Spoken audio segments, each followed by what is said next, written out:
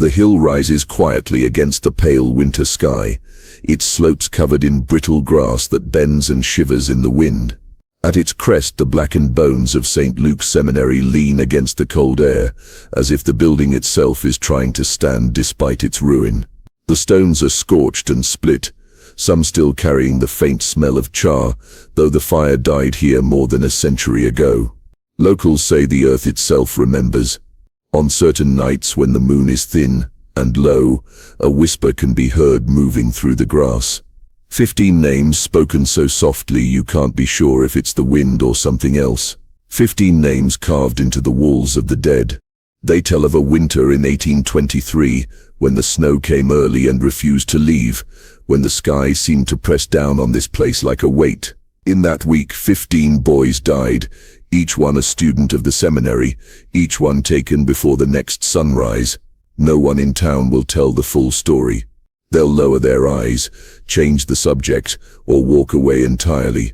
The ones who have lived here longest will tell you they're not afraid of being believed, they're afraid of remembering. Still, fragments survive. Old town ledgers, written in careful ink, make brief mention of an illness that spread too quickly to name. A torn page from a student's journal describes hearing knocks along the dormitory walls at night, as if someone were trapped inside them. And in the Reverend's own handwriting, a sermon draft speaks of trials sent by heaven and of those too weak to endure. The words are smudged, as if the paper had been damp when they were written, or as if tears had fallen on the page. For 200 years, the details have remained scattered and silent, buried beneath layers of caution and superstition. But the seminary still stands in its broken way, refusing to disappear entirely. Some say that's because its story was never truly finished, that the truth was left undone, lingering like smoke that will not rise. And if the whispers in the grass are to be believed, the 15 have not been forgotten. They are still here in the cold and the ash, waiting for someone to listen. The hill rises above the town like a quiet sentinel, its shadow stretching long across the rusting rooftops and broken chimneys below. The town itself clings to life, its factories silent, its streets nearly empty, as if the years have been slowly draining it of sound and motion. From the crest you can see it all. The river winding dark and slow, the black skeletons of mills that once roared with fire, and the faded rows of houses leaning toward the earth. But the hill seems apart from it, older, untouched by the lives that came and went beneath it. Long before the seminary's walls were raised, the Lenape tribes marked this place on their maps with a dark handprint, a sign that meant something dangerous, something to be avoided. They called it the hill that watches, not watches over, but watches, silent, patient, aware. Their stories told of nights when pale lights moved through the trees without sound, and of hunters who returned dizzy and sick after climbing its slopes, unable to walk straight for days. It was a place where the earth itself felt wrong under your feet, where shadows seemed to fall in the wrong direction. When the settlers arrived, they dismissed the warnings as superstition. They looked at the hill and saw isolation, a vantage point, a place where the noise of the town would not reach. And so, decades later, when Reverend Silas Hargrove sought a home for his seminary, he chose this spot without hesitation. To him, the land's distance from the world was a gift. Here, the minds of his students would be free from distraction, shaped in quiet obedience. The strange stories meant nothing to him. Or perhaps they meant something else entirely. It is hard to believe now that the choice was innocent. Standing here, even in daylight, there is a pressure in the air, a weight that settles in the chest. The wind moves strangely, curling back on itself, carrying faint scents you can't quite name. The trees on the slope seem to lean toward the ruins, as if listening. And when you turn your back on the seminary's bones, you can feel it, that steady, patient gaze from the hill, as if you are the one being studied. From the beginning, St. Luke's was not a place for ordinary boys. Its gates opened only for those whose names carried weight, sons of judges, merchants, and politicians from across the eastern states. The seminary's letters of invitation were written in a careful, deliberate hand, offering the promise of discipline, refinement, and moral fortitude. To the outside world, it appeared a sanctuary for the shaping of gentlemen. But between the lines there was something else, an unspoken selection, a narrowing of the field to those deemed suitable for a purpose few understood. At the center of it all stood Reverend Silas Hargrove, tall, thin, with eyes so still, they seemed to reflect more than they revealed. He carried himself with a quiet authority that needed no raising of the voice. People said he could still a room without speaking, that even grown men found themselves lowering their gaze in his presence. In his sermons, he spoke of a higher calling, of young men as clay to be molded for God's work. But his words often drifted beyond the familiar tones of faith, touching on strange phrases about purity through trial and the forging of a soul into something unbreakable. The admissions process was a mystery. Some boys arrived in the usual way, ushered by proud parents. Others came quietly, after sudden and unexplained turns in their family fortunes, an accusation hushed, a business deal gone wrong, a death that raised questions. To these boys, the seminary became less a school and more an exile. Yet Reverend Hargrove welcomed them all with the same piercing calm, as if he had been expecting each of them. Those who knew him best could not decide if his charisma was a gift or a danger. In the candlelit halls of St. Luke's, he would walk among his students in silence, his footsteps soft but always approaching from behind. He never seemed hurried, but there was a sense that nothing escaped his notice. More than one boy wrote in his journal that when Hargrove spoke directly to you, it felt as if the rest of the world had gone still, leaving only his voice and your answer. Looking back, it is hard to see his vision as mere education. There was something in the way he spoke of shaping lives, as though he was not preparing the boys for the world, but for something far older and far less forgiving. Winter came earlier than anyone expected that year. By the first week of November, the hill was wrapped in a hard white shell, the snow crusted over like glass beneath the boots of the students. The air was sharp enough to sting the lungs, and the wind seemed to carry more than cold. It carried a sound faint and shifting, as if the trees themselves whispered just beyond the range of hearing. Inside the seminary, the fire roared day and night, yet frost bloomed along the inside of the dormitory windows, delicate patterns forming on the glass while the boys slept beneath heavy quilts. The strangeness did not stop at the walls. Down in the small pasture at the foot of the hill, the seminary's few livestock began dying without clear cause. Healthy animals would be found lying still in the snow, their bodies untouched, eyes open. The physician from town could only shrug, saying the cold was harsher here than in the valley. But the students knew better. Some swore they had seen shadows moving in the tree line at dusk, tall and thin, there one moment and gone the next. It was in those long nights that the dreams began. Boys woke trembling, certain they had been watched. Some spoke of figures standing at the edge of the woods, others of faces pressed against the glass. One journal, found years later, describes a single nightmare that repeated for a week, a man with no mouth standing outside the dormitory window, tapping lightly against the pane with his fingers. When the dreamer finally gathered courage to look directly into the man's face, he woke gasping, unable to breathe for minutes afterward. When these stories reached Reverend Hargrove, he listened without expression. His reply was always the same: weakness of the soul invited weakness of the body, and such thoughts should be banished by prayer. To speak of them aloud, he warned, was to give them power, and so the boys learned to keep their fears quiet, sharing them only in hurried whispers after lights were extinguished. Outside, the storms deepened, snow piling high against the seminary's walls. The air in the halls grew colder. The laughter and noise of the first term faded into silence. Something unseen had begun to settle over the hill that winter, a presence that watched and waited, patient as the ice. And though no one yet knew it, the clock toward disaster had already begun its slow, steady count. It was nearly 70 years after the fire when workmen came to shore up the ruins of the old chapel. The hill had shifted in recent rains, and the foundation was in danger of collapse. They began by clearing the rubble from what had once been the lower storage rooms. That was when a mason's hammer rang against a section of wall that sounded hollow. The plaster cracked, revealing brick that did not match the rest of the foundation. Piece by piece they tore it away until the opening yawned wide enough to slip through. The air that rushed out was heavy, stale, carrying the scent of rust and something older, almost sweet. Their lantern light wavered on the room beyond, a low, narrow chamber hidden away from every map of the building. Along the walls stood 6 rusted cots, each chained to the floor.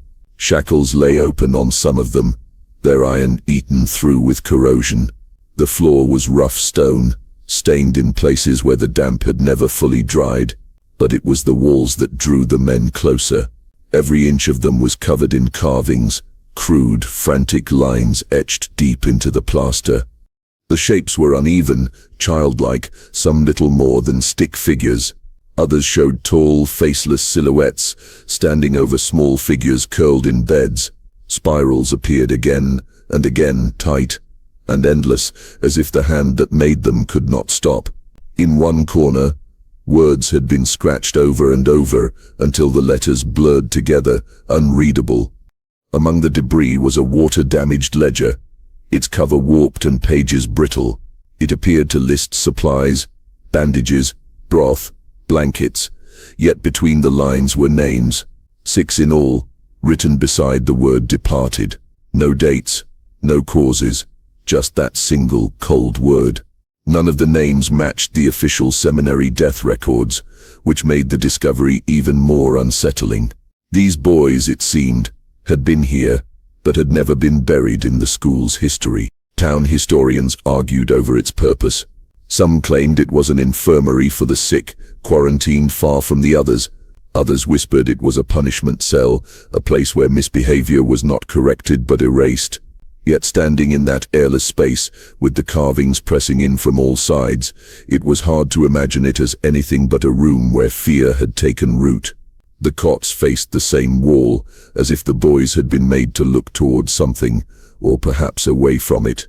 Whatever happened in that hidden room, it was never meant to be found, but the hill has a way of holding on to its secrets until it chooses to let them out. The snow outside had stopped falling by nightfall on January 8, 1823, leaving the hill wrapped in a hard, glittering stillness. Inside the dormitory, the boys lay under their quilts. The fire in the grate burned low, and the air was heavy with the smell of tallow candles.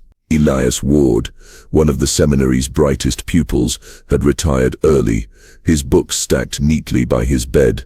He had seemed well that evening, his laughter quiet but easy as he spoke with his roommate. No one could have guessed the night would end, with his name spoken in whispers for centuries to come. Somewhere in the dark hours, a muffled sound began. At first it was like a sigh, restless but faint. Then it grew sharper, strained, until it was unmistakable, a scream, choked and gasping. The roommate, half awake, turned toward the sound and froze. Elias lay rigid on the mattress, his eyes wide and glassy, fixed on something above him. His chest rose and fell in short, frantic bursts, yet his lips did not move.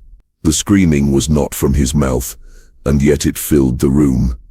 In the weak glow of the dying fire, the roommate swore he saw shapes, long, thin shadows bending over the bed, their hands pressed to Elias's chest and throat. They were darker than the rest of the room, darker than shadow should be, and they moved without sound. He tried to call out, but his voice caught in his throat. The moment broke only when Elias's body went still, his breath gone. The shapes lifted and thinned, melting into the corners until there was nothing left but the dim outline of the boy beneath his blanket. The physician was summoned before dawn. His verdict was swift, a fever of the brain, sudden and fatal. There were no marks, no signs of violence. The report he submitted to the Reverend made no mention of screams, no mention of shadows, no mention of the roommate's trembling account. By the time the morning bell rang, Elias Ward was already being prepared for burial. His bed was stripped, his belongings gathered and removed. In the records of St. Luke's Seminary, his death would be the first of that winter, but not the last. And though the cause was written down in clean, careful script, the truth, whatever it was, slipped quietly into the dark, where it has remained ever since. In the days that followed Elias Ward's burial, the air inside the seminary seemed to change. It was as if the building itself had drawn a slow breath and was holding it, waiting. On the second night, another boy was found dead in his bed, eyes wide open, his face locked in the same frozen terror. The next night, it happened again. Then again, and again. By the 6th day of January's second week, 4 more boys had been carried out under heavy blankets, their bodies stiff, their expressions unblinking. Each was said to have died in his sleep, yet no one in the dormitories slept without waking in dread. Reverend Hargrove gave no public address, only brief, clipped orders. No letters were to be sent to the town, no visitors allowed.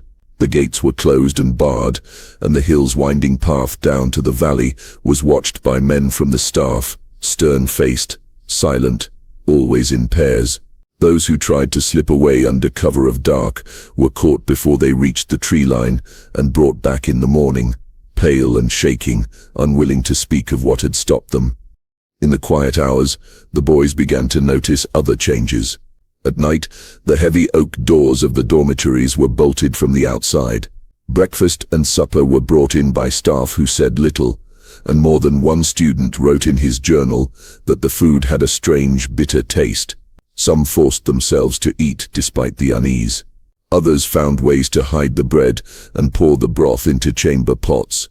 And then there was the chapel bell. It was meant to toll only for prayer and for the evening curfew, yet now it began to ring without warning, its dull, hollow tone echoing through the corridors at impossible hours, sometimes just once, sometimes in slow, measured counts. Each time it sounded, the boys would glance at one another, their faces tense, as if counting along. No one ever saw who rang it.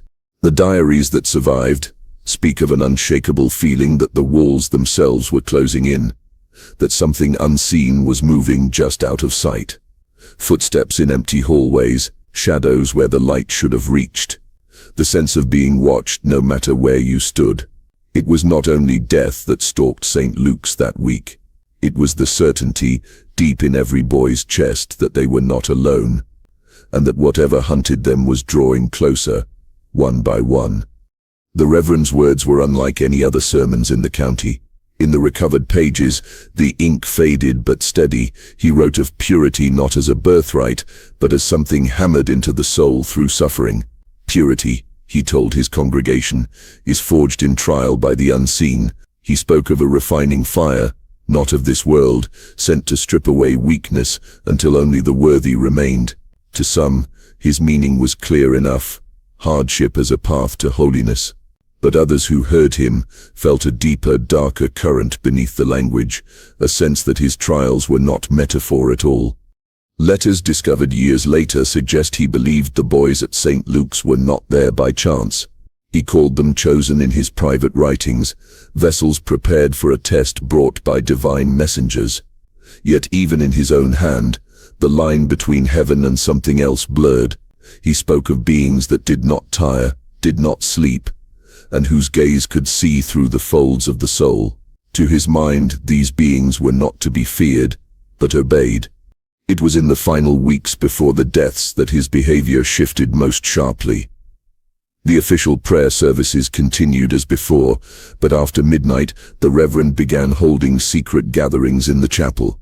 No student was permitted to attend, yet those lying awake in the dormitories above could hear the sound rising from the floorboards, low voices chanting in unison, syllables drawn out like a hum that seemed to stretch on without breath.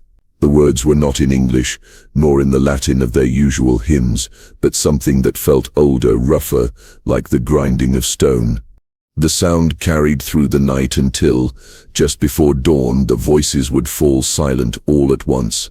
Sometimes there would be a pause, and then the soft, deliberate toll of the chapel bell, once, twice, or 3 times, measured like a heartbeat.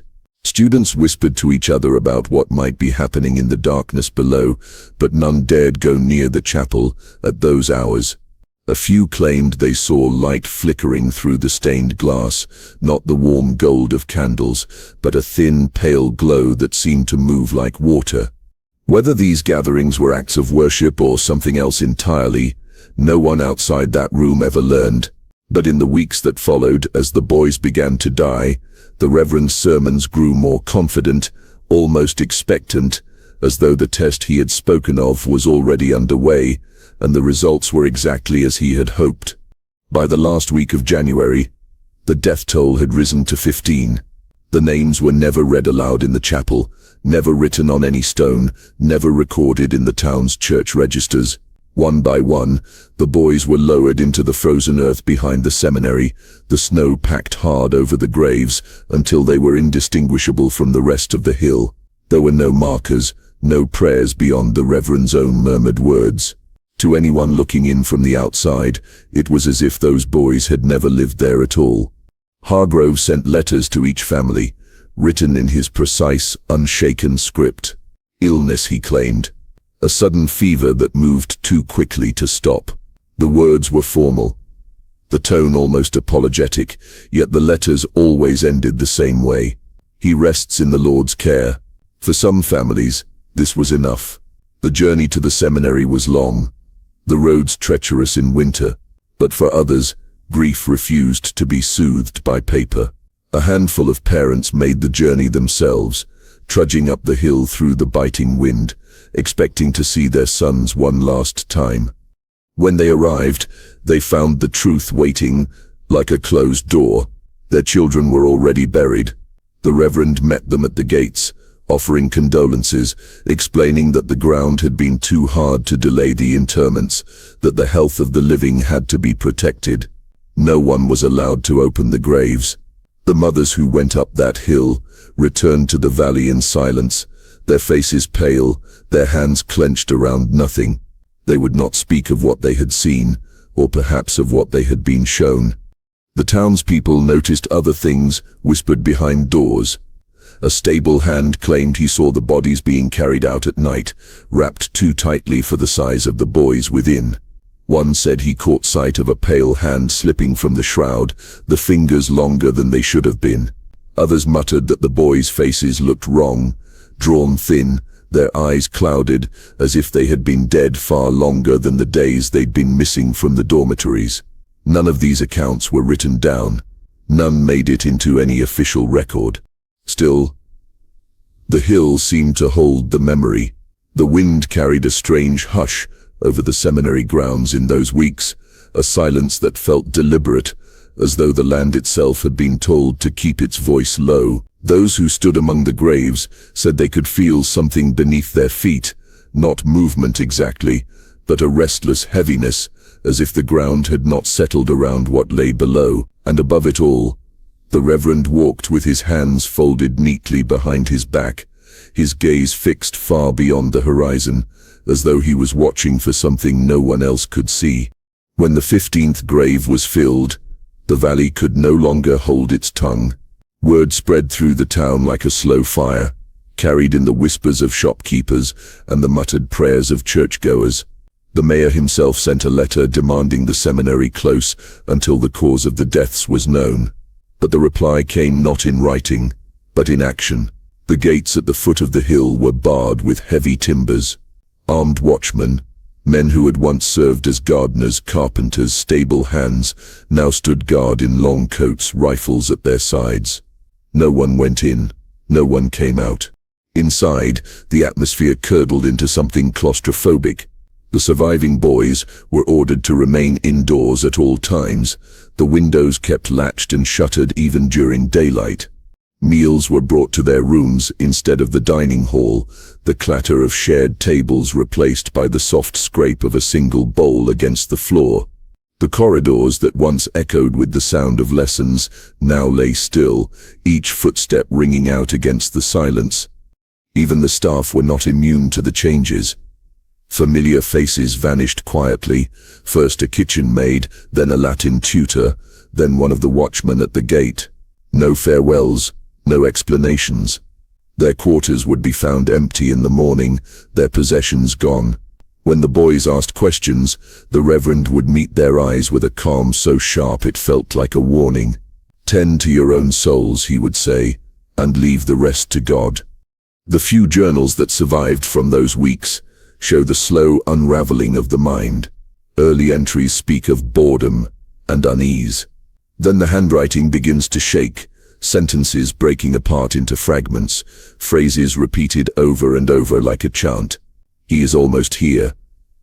One boy wrote 15 times on a single page, the letters smudged as if the ink had been touched before it dried. Symbols began to appear, spirals, crosses broken in half, circles filled with lines that intersected like webs. No one knows if they were copied from something seen, or if they came unbidden to the mind. Whatever force had entered St. Luke's ears, it was no longer content to move slowly. The air felt charged, each breath carrying the weight of something unseen, a presence that pressed closer with each passing night. The survivors began to sense that time itself was narrowing, that the days were not being counted forward, but drawn in toward a single point, and when it arrived, none of them would be ready. The night of February 3rd was bitter cold, the sky clear enough to see the thin, sharp edges of the moon. Down in the valley, the town lay still, its windows shuttered against the wind. Sometime after midnight, a faint red glow began to bloom at the crest of the hill. By the time the first watchers stepped out into the street, the glow had become a furious light, spilling upward in sudden bursts. Flames rose from the seminary's chapel, and at the same time, without warning, the dormitory windows flared with fire. It was as though both buildings had ignited in the same breath. The alarm bell never rang. No frantic tolling to summon help. No voices calling into the dark. The hill stood in terrible silence, broken only by the roar of the flames and the groan of timbers giving way. The townspeople gathered at the base of the road, some clutching buckets, others simply staring, but no one dared run up the slope. A strange heat rolled down toward them in waves, carrying with it the acrid scent of something burning that was not entirely wood. What was most unsettling was the absence of movement.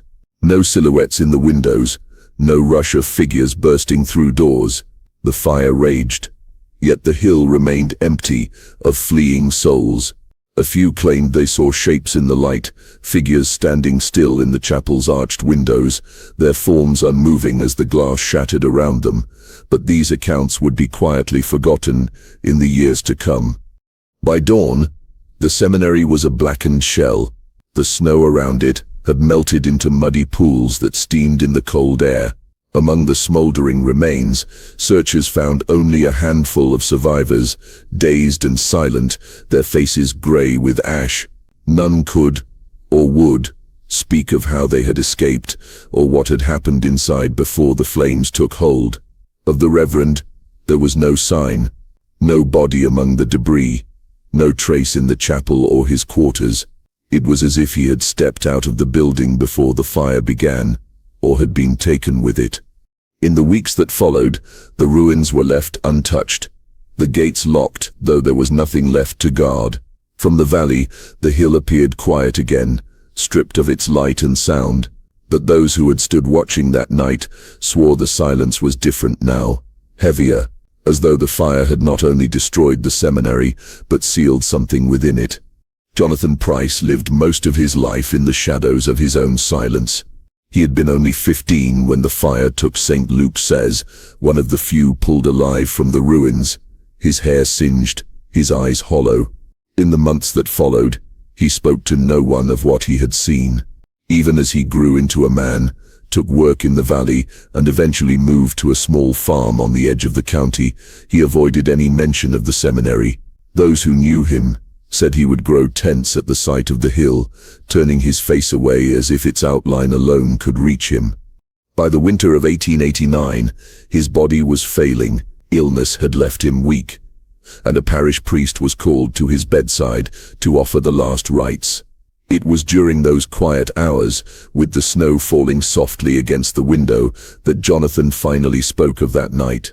His voice was low, rasping, as if the words had waited too long to be set free. The fire, he told the priest, was not to destroy, but to seal. The priest, taken aback, asked what he meant. Jonathan's eyes drifted toward the darkened corner of the room, as though watching something that was not there. "We were told it would pass over us," he murmured. "But it didn't pass. It came. It stayed. And they set the fire to keep it in." His breathing grew shallow. "It's still there," he said, "still waiting." Before he could be pressed for more, exhaustion overcame him. By morning his strength was gone, and within days he was buried in the small churchyard. The priest, shaken by the conversation, wrote down every detail he could recall and filed the account among the parish records. But when later generations searched for it, the page was gone. Some say it was misplaced during a move to the new rectory. Others believe it was removed deliberately, perhaps by someone who feared what it might stir. All that remains are the fragments of memory told by the priest in his old age, half-remembered phrases, the look in Jonathan's eyes, and the quiet conviction in his voice when he said the fire had been a seal, not an ending. And in that choice of words lies the most troubling thought of all, that whatever the flames locked away on that hill has never truly been gone, only kept from crossing the threshold into the world beyond.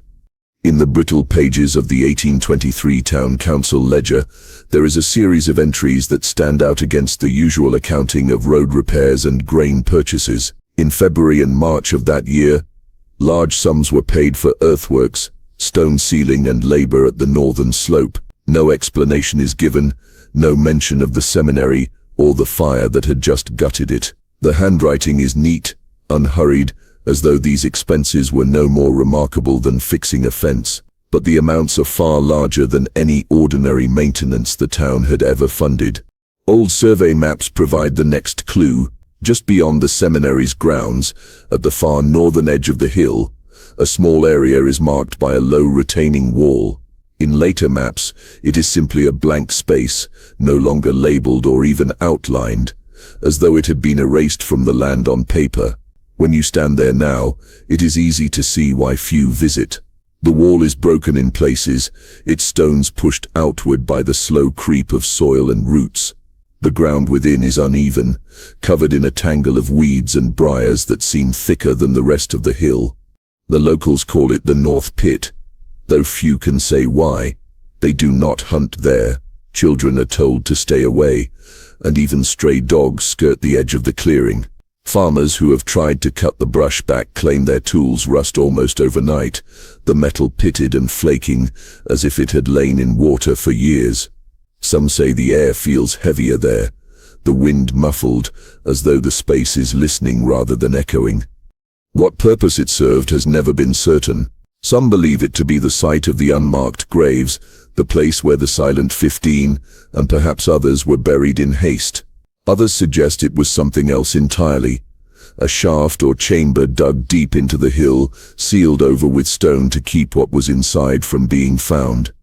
If that is true, the timing of the work is difficult to ignore. The records place it in the weeks immediately following the fire, when the ruins of the seminary still smoked in the cold air.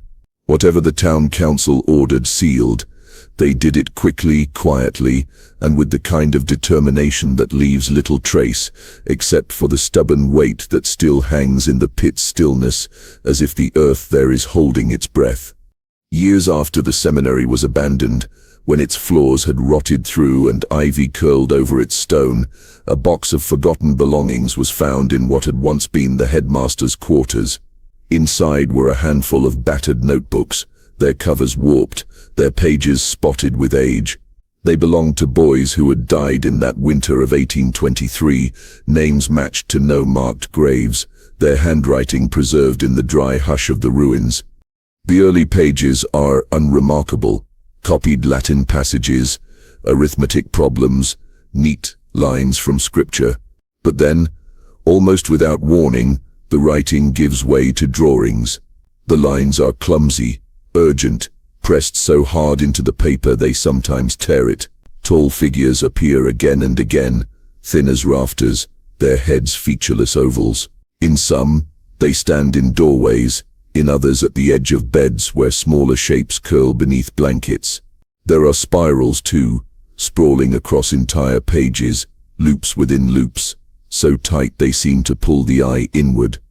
Most unsettling are the symbols. Some are unfamiliar, unevenly drawn, yet a few match marks found in old manuscripts, signs once carved into thresholds to keep out spirits, charms of protection against the unclean. The boys could not have known them from their lessons. Such things were not part of the seminary's instruction. Yet the shapes repeat from one notebook to another, drawn with a consistency that suggests they were not imagined but copied. The materials vary. Some sketches are in charcoal, the smudges still soft under the fingers. Others, tested decades later, bear a dark reddish stain that is not ink. Forensic examination could not confirm it with certainty, but the chemical traces point toward blood, dried and faded to a rusty brown. There is no sign in the surviving journals that the boys ever shared these images with each other, no written descriptions, no passing references in the margins. And yet, the figures are the same height, the same shape, the same faceless stare. Even the spirals are drawn in the same direction, as if the hand was being guided along a path it already knew. It is this sameness that unsettles historians the most. Separated by dormitories, lessons, and locked doors, the boys somehow saw the same things, traced the same shapes, and felt the same compulsion to put them on paper. Whether the drawings were meant as warnings, as talismans, or as a record of something they could not speak aloud, remains unknown. But holding those notebooks now, the pages fragile under the touch, it is difficult to shake the thought that the boys were not drawing from memory, but from observation. In 1974, a man known only to local historians as a private collector stepped forward with something he claimed had been hidden for more than a century. It was a book, leather-bound and cracked with age, its clasp bent and rusted. He said it had been found decades earlier in the rubble of St. Luke's Seminary, wedged between two fallen stones in what had once been the chapel wall. Inside, in a hand both precise and restless, were the thoughts of Reverend Silas Hargrove. At first, the entries read like a record of daily life, scripture notes, reflections on sermons, brief mentions of the students. But soon, a different thread began to weave through the pages. Hargrove wrote of the hill as a thin place, where the boundary between this world and another was no more substantial than the skin of a drum. He believed it was chosen ground, a place where the air itself could be shaped into a passage if one knew how to open it. The boys, he claimed, were vessels, receptacles for beings he called heralds, messengers who would come not to speak, but to prepare. The handwriting grew more erratic as the journal went on. Biblical verses bled into sentences that defied translation, symbols and looping marks that no scholar has been able to decipher. At times he wrote in a language that seemed to shift halfway through a word, as though the meaning had slipped beyond the reach of the letters themselves. Margins filled with sketches of doorways set into walls of stone, of spirals like those found in the boys' notebooks, and of figures standing in rows, taller than any human. Some entries are fevered, the ink darker where the pen had pressed hard into the page. He spoke of nights when the air in the chapel shimmered like heat over a road, of voices speaking in a rhythm too slow to follow, of shapes moving along the hill that no lantern light could touch. "They have no need of mouths," he wrote once, "for their presence speaks." The final entry takes up only a single line, centered on the page, the ink so black it still shines faintly under the light. "They are here. My work is done. There is nothing after it. No date, no closing prayer, no trace of what happened in the hours or days that followed, only the blankness of the pages, as if the journal itself had nothing left to hold, and perhaps for Hargrove, there was nothing left to write. In the spring of 1982, after weeks of heavy rain, part of the northern slope of the hill gave way. The earth slid in a slow, wet collapse, roots and stones tumbling down into the valley road. When the ground settled, it left behind a raw, exposed face of soil, and within it pale shapes jutting from the dirt. A passing motorist was the first to notice, stopping his car when he realized he was looking at bones. The authorities arrived quickly, stringing up tape and setting guards at the edge of the site. By the following morning, the bones had been carefully uncovered. There were more than a dozen partial skeletons, some nearly complete, others scattered as if they had been disturbed before burial. Even after decades underground, fragments of fabric clung to them, thin wool, in a cut and weave not seen in modern clothing. Some still bore tarnished brass buttons, their designs faint but distinct. The forensic team worked quietly, and their findings were never meant to reach the public. The bones bore marks, thin, deliberate scratches running along the ribs and across the crowns of the skulls. These were not the chaotic scoring of animals, nor the jagged edges of accidental breakage. They were measured, almost careful, as though carved after death with a steady hand. No one could, or would, say what tools might have made them, or why. The official report, when it came, was short. The remains, it claimed, were those of unknown early settlers, their age indeterminate, their clothing and artifacts dismissed as inconclusive. The site was filled in and reburied within the week, but photographs taken by one of the excavation workers surfaced years later, showing the fabric in sharper detail. The buttons matched those worn by students of the seminary in the 1820s. Locals who saw the images said the bones looked as though they had been arranged before the earth covered them. The skulls all turned slightly in the same direction, as if they had been laid to rest facing something. The rumors spread quickly, and with them the unease. If these were not settlers, then they were boys, and if they were boys, then they were the lost of St. Luke's, hidden here for more than a century. The hill has long been known for swallowing its secrets, but that spring the earth gave one back, if only for a moment. Then the pit was filled, the grass grew over it again, and the slope returned to silence, leaving only the memory of pale shapes in the soil, and the quiet certainty that they had been placed there for a reason. In the late 1960s, a woman in her 80s came forward with a story that had been whispered through her family for generations. Her grandfather, she said, had been a groundskeeper at St. Luke's Seminary in the winter of 1823. He was a young man then, tasked with tending the gardens, feeding the livestock, and keeping the paths clear of snow. On the night of the fire, he was in the stables when the first light flared from the chapel windows. He had run toward the buildings, thinking only of the boys inside. But as he reached the courtyard, the heat struck him like a wall, and the air shimmered with a strange, wavering light. The flames were already leaping from roof to roof, yet the sound was wrong, muted, as if the fire was distant though it roared just ahead. That was when he saw them. Shapes moved in the glow, tall and thin, gliding between the flames as if the fire were no more than a shadow to them. They had no faces, no mouths, but he felt their attention on him as clearly as if they'd spoken. They did not run, did not flee the burning walls. They only watched. He swore their forms were darker than the night sky above, yet the firelight seemed to bend around them, outlining their edges in a way that made his eyes ache. In the days that followed, he told no one what he had seen.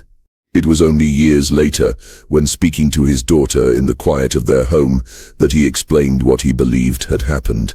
Reverend Hargrove, he said, had opened a door, something not meant to be opened, and the boys who died that winter had not been claimed by illness or by the flames.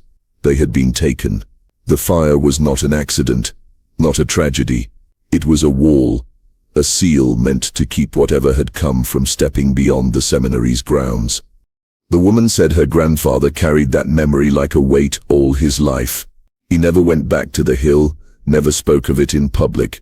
And even in his last years, when his mind began to wander, he would pause sometimes in the middle of a story, his gaze fixed on a corner of the room, as if expecting to see something standing there, something tall, silent, and waiting.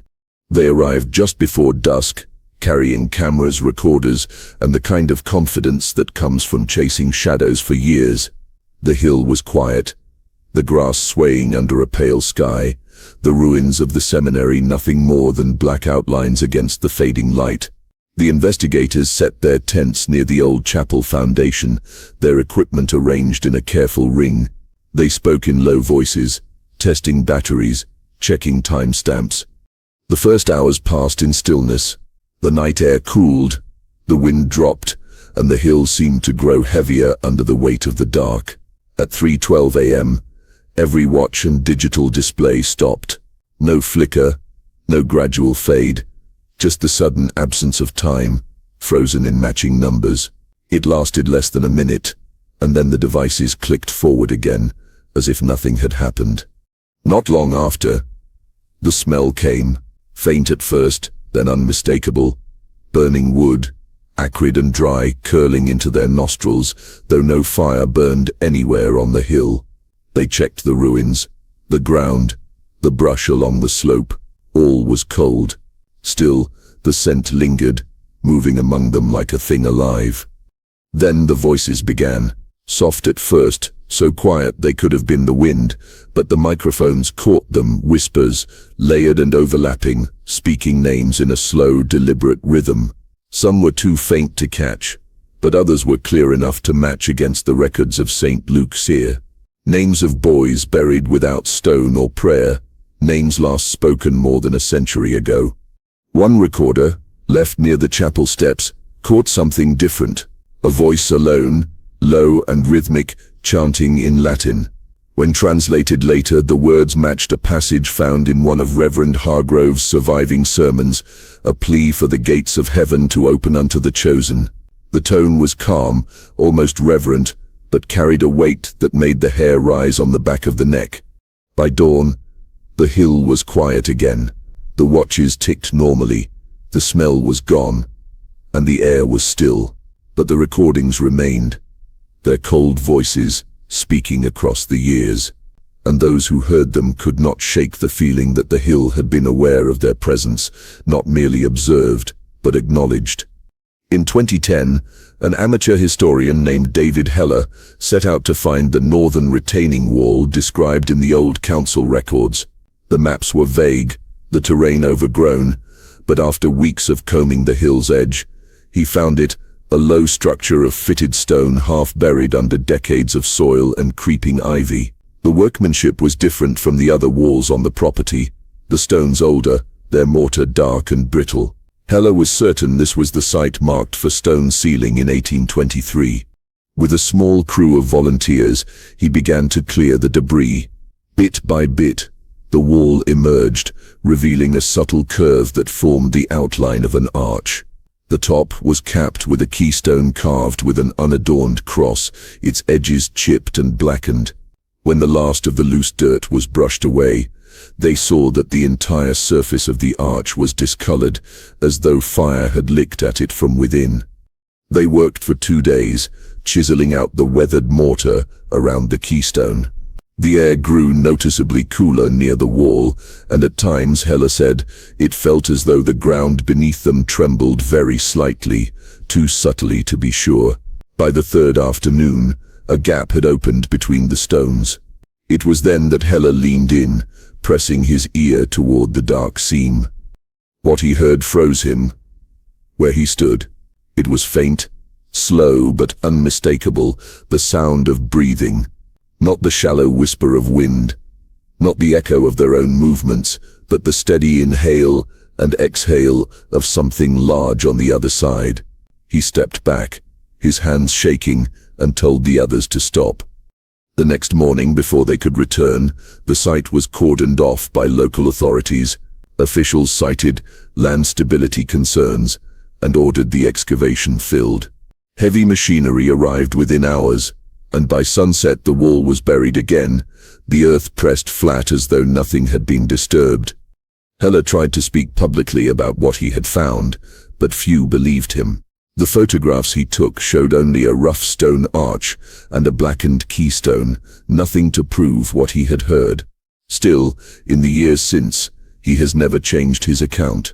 When asked, he says only that whatever lies behind that wall has been there a long time, and that it is still breathing. Of all the fragments that remain from St. Luke's Seminary, none has drawn more unease than a single sheet of music, its edges browned with age, the ink faded, but still legible. Across the top, in Reverend Hargrove's hand, is the title, Domus Opertus, the house opened. The notation is precise, the notes arranged in a way that seems orderly at first glance, but the longer one studies it, the more the pattern falters. Measures run unevenly, pauses appear in places that break the natural rhythm, and the melody rises and falls in a way that feels almost wrong. Musicologists who have examined it agree on one thing: the piece is unsettling, even in silence. Its structure resists resolution, as if it is designed to keep the listener suspended, waiting for a completion that never comes. Those who have attempted to perform it report more than artistic discomfort. Within minutes, headaches bloom, the skin prickles, and a faint nausea settles in the stomach. The sensation grows stronger if the hymn is sung aloud, especially in enclosed spaces. Some scholars believe this was no accident. They argue that the hymn's very design manipulates the body's sense of rhythm and balance, subtly disorienting the singer. Combined with repetition, it could place the mind in a trance-like state, opening it to suggestion or to something else entirely. Whispers among the town's older families claim that Domus Opertus was sung during Hargrove's midnight gatherings in the chapel, when the boys were barred from entering but could hear the faint hum of voices beneath their floors. The hymn's title, they note, is less a plea than a declaration: the house opened. Whether house meant the chapel, the seminary itself, or something less tangible, no one can say. The sheet now rests in a climate-controlled archive, locked away except for the occasional researcher's request. Even then, the archivists warn against attempting to play it in full. One graduate student who ignored the advice reported a splitting headache that lasted 3 days, accompanied by dreams of standing in a long corridor lined with doorways, each slightly ajar with pale light spilling from the cracks. It is difficult to imagine a congregation singing such a piece by accident. Every uneven beat, every jarring pause, feels intentional, as if the music is less a hymn than a key, one that does not open a door in the way we understand, but in the way Reverend Hargrove seemed to mean it, and once opened, such a door might not easily close again. The hill is fenced now, its rusted gates chained and posted with warnings about unstable ground and private property. Still, the barrier does little to keep people out. Curiosity is stronger than caution, and every year, a few make their way past the fence to walk among the blackened stones. Most return with nothing but stories of strange chills or the feeling of being watched. But in the summer of 2017, one group carried cameras. They were 4 in total. Young and loud at first, their voices captured on the video as they pushed through the undergrowth toward the seminary's remains. The footage is shaky, their flashlight beams sweeping over collapsed walls and rotting beams. They joked about ghosts, about the haunted boarding school, until they reached what should have been an impassable section of rubble. The camera shows them stepping through a gap in the debris and into a hallway that, impossibly, stands whole. The plaster is unbroken, the floorboards solid beneath their feet. At the far end, a faint light flickers against the wall, not the steady beam of a flashlight, but something warmer, shifting, like candlelight. There are no candles, no lanterns, and the hill has been without power for nearly 200 years. As they move toward it, their voices grow quieter, uncertain. The light wavers, spilling briefly across the floor, and for a moment it seems to come from beyond an open doorway. One of them whispers something too soft to catch, and the camera dips slightly, as if the holder is leaning to look inside. Then, without warning, the light vanishes. The audio picks up a sound, faint but sharp, like a breath drawn in through clenched teeth. The camera jerks, catching only a blur of wall and shadow before it falls to the floor. The last image is of boots stepping into view, not belonging to any of the group. Their shape too long in the toe, their movement slow and deliberate. The footage ends there. It was uploaded later that week to a small online forum, where it drew a few days of speculation before being removed. None of the four have been publicly heard from since. Whether they chose to disappear or were unable to return is unknown. What is certain is that the hallway they walked through is gone now, collapsed again into ruin, as if it had never been there at all. Among those who study the events of St. Luke's Day, the number 15 has become a fixation. It is not simply the count of the boys who died that January, it is a number that in certain circles carries its own weight. Historians point to an astronomical chart from the winter of 1823, showing a rare lunar alignment on the night of January 31st, when the moon, swollen and red in eclipse, hung directly over the hill. Occult scholars go further, noting that in some old numerologies, 15 is called the gateway number, a threshold between the mortal world and what lies beyond. In this theory, the deaths were not random or the work of illness, but deliberate steps in a sequence. Each boy, chosen for reasons still unknown, represented a mark in a ritual that would not be complete until all 15 had fallen. The pattern is chilling when laid out in order, the deaths spaced just so, each separated by a span of days that seems meaningless until mapped against certain lunar phases. The sequence ends just as the moon reached its rarest point, a moment some believe was meant to open something or invite something through. Those who lean toward this explanation see Reverend Hargrove not as a bystander to tragedy, but as its architect. In his own writings, he spoke of trials and vessels, of heralds and chosen ground. If the boys were indeed part of a ritual, their deaths may have been the signal, not the outcome. And if so, the fire that followed was not the end of the sequence. It was an interruption. This possibility is what unsettles researchers the most. Rituals, they warn, are not always bound to a single place or time. Some are designed to be repeated, whether by choice or by the natural pull of the pattern itself. If the 15 was a complete set, then the work was finished that winter. But if the fire cut the ritual short, the pattern may remain open, waiting. Every so often, stories surface of deaths in clusters, 15 in all, scattered over months or years in towns far from Pennsylvania. They are dismissed as coincidence, unrelated tragedies bound only by chance. Yet for those who know the history of the hill, the number lingers in the mind, heavy with the possibility that the sequence is not bound to St. Luke's alone, and that somewhere in the quiet between years, the count could begin again. At dusk, the hill takes on a different shape. From the air, its slopes are long shadows, the ruins of the seminary no more than dark scars in the fading light. The valley below glows with the soft scatter of street lamps, but up here there is only the slow dimming of day into night. The wind moves over the grass in low, uneven waves, and for a moment it feels as if the hill is breathing. Locals still speak of what they see after dark. Faint lights, small as candle flames, drifting through the broken archways or along the collapsed corridors. They move slowly, sometimes pausing, sometimes vanishing, only to reappear a few feet away. Some say they are the lanterns of trespassers, though no one ever finds them. Others whisper they are something older, walking the paths they knew in life, or in whatever came after.